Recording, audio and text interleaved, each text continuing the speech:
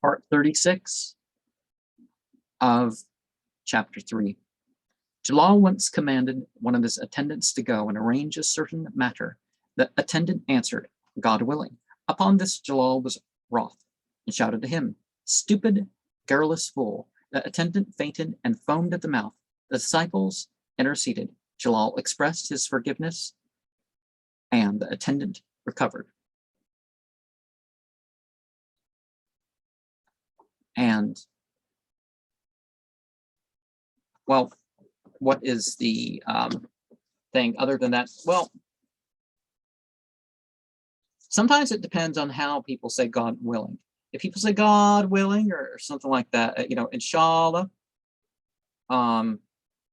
they mean, well, if God wills it, but I don't see myself doing it.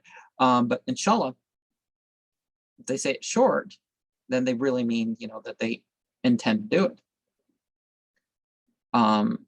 So, what was the case with that one?